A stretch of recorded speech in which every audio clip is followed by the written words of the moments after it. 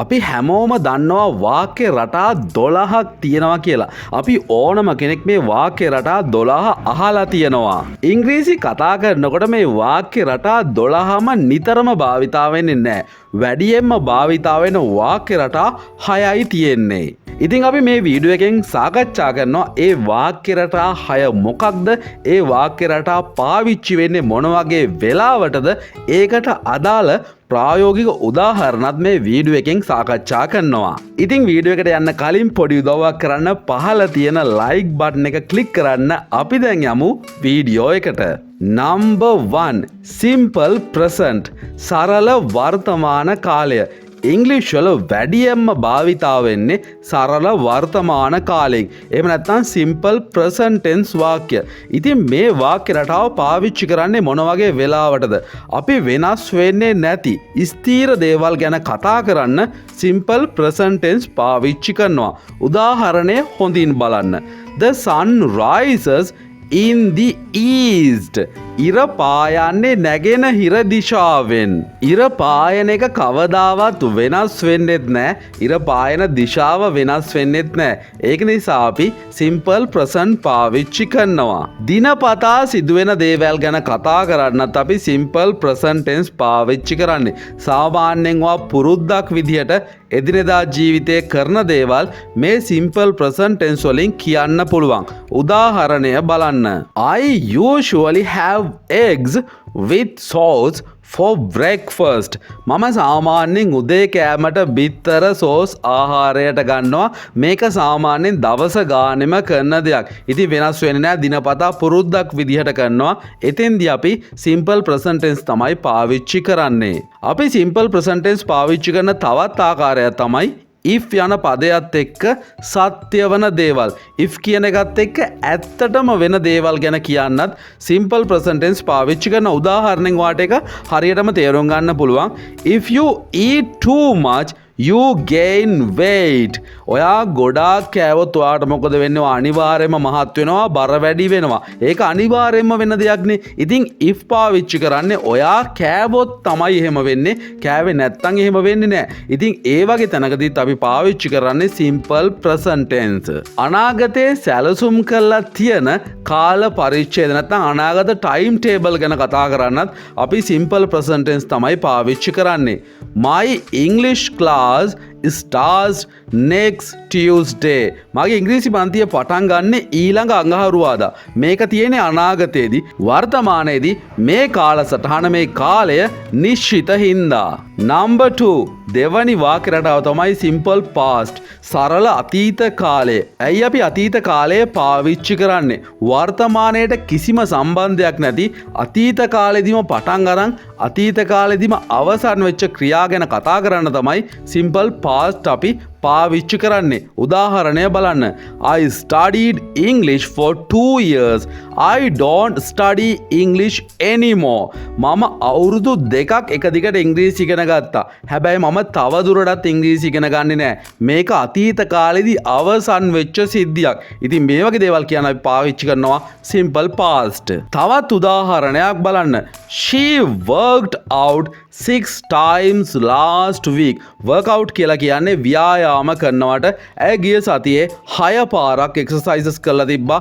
ව්‍යායාම කරලා තිබ්බා. තවත් උදාහරණයක් ගත්තොත් we saw a horrible car accident yesterday.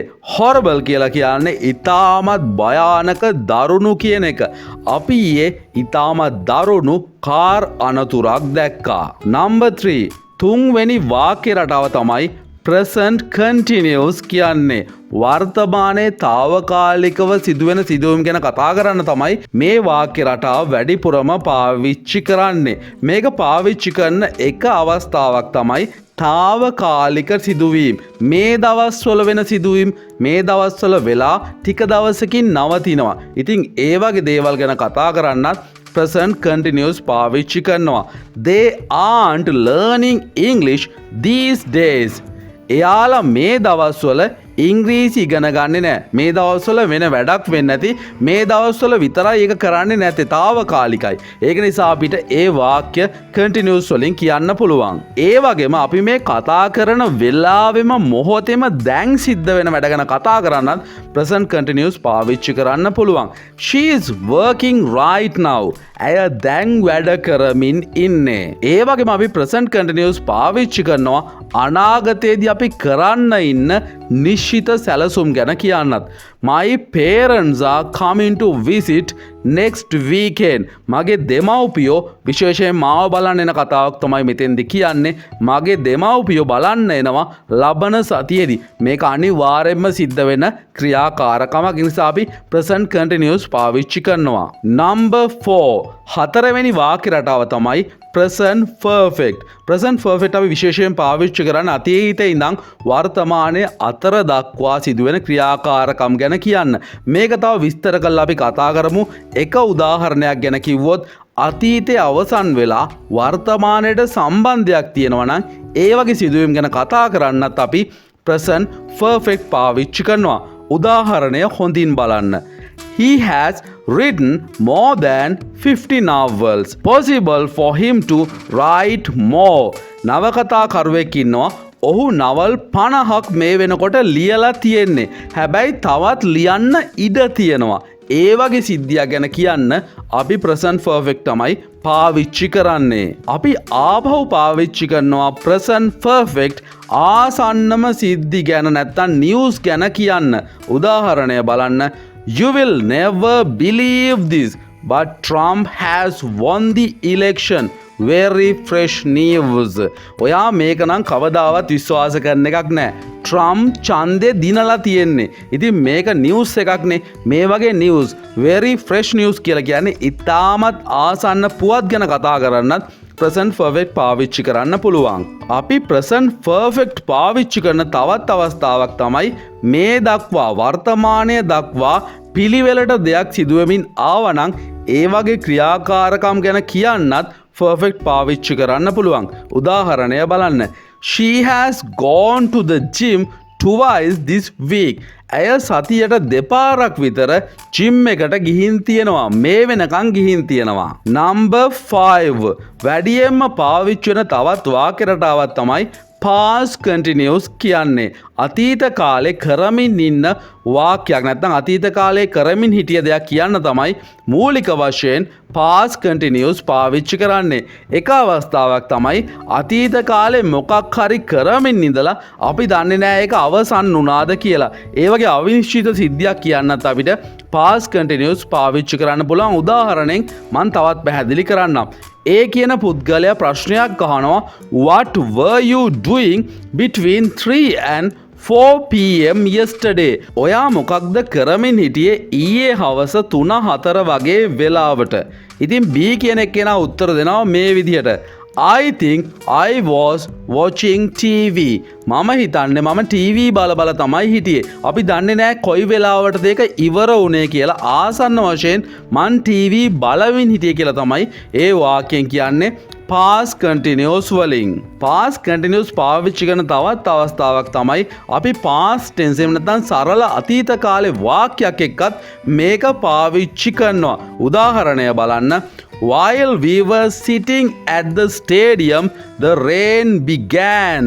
අපි ස්ටේඩියම් එකේ ඉඳගෙන ඉන්නකොට වැස්ස පටන් ගත්තා. වැස්ස පටන් ගත්ත එක past tense වලින් තියෙන්නේ. ඒක අතරේ තමයි අපි ඉඳගෙන හිටියේ. ඉතින් ඒක කියන්නේ past continuous වලින්. අවසාන වාක්‍ය රටාව number 6 be going to. අපි be going to පාවිච්චි කරන්නේ future එක ගැන. අනාගත කාලය ගැන කතා කරන්න. වර්තමාන කාලේ වෙන දේවල් ගැන විශ්ලේෂණය කළා අනාගතේ මෙහෙම වෙයි කියලා ඔයාට කලින් නිගමනය කරන්න පුළුවන්. ඒ වගේ වාක්‍යයක් ගැන කියන්නත් අපිට පුළුවන් future පාවිච්චි කරන්න be going to පාවිච්චි කරන්න. You are never going to win the lottery. Why do you keep buying tickets? මේක වැදගත් වාක්‍යයක්. ඔයා නම් කවදාවත් ලොතර අයියා දිනන එකක් නෑ. මොකද එයා ඕන තරම් ටිකට් අරන් තියෙනවා. ඊට පස්සේ ප්‍රශ්නයක් අහනවා why do you keep buying tickets? ඇයි ඔයා දිගින් දිගටම ටිකට් මිලදී ගන්නෙ? මොකද ඔයා කවදාවත් දිනන එකක් නැහැනේ කියලා එයා කියනවා. be going to පාවිච්චි කරනවා අනාගතයේදී අපි ගන්න යන තීරණයක් ගැන කියන්න. ඉතින් බලන්න උදාහරණය I haven't eaten yet today. මම අද දවසට තාමත් කාලා නැහැ. මට ගොඩක් බඩගිනි. I am going to grab a quick sandwich. මම ඉක්මනට යනවා සෑන්ඩ්විච් එකක් කන්න. පේනව නේද? අනාගත කාලේ අපි ගන්න හදන තීරණයක් තමයි දැන් ඔයා කියන්නේ. ඉතින් එතෙන්දී අපිට පුළුවන් be going to කියන එක පාවිච්චි කරන්න. මෙතන be වෙනුවට තමයි අපි am is are කියන පදය පාවිච්චි කරන්නේ ගැළපෙන විදිහට. ඉතින් මං හිතනවා ඔයාට මේක පැහැදිලි වෙන්න ඇති කියලා. ගැටලුවක් තියෙනවා නම් අනිවාර්යයෙන්ම පහලින් කමෙන්ට් එකක් දාගෙන යන්න. මතක ඇතුව වීඩියෝ එක ලයික් කරන්න, subscribe කරලා නැත්නම් දැම්ම subscribe කරන්න. තවත් වීඩියෝ එකකින් ඉක්මනින් හමු වෙමු. හැමෝටම good luck. හැමෝටම goodbye.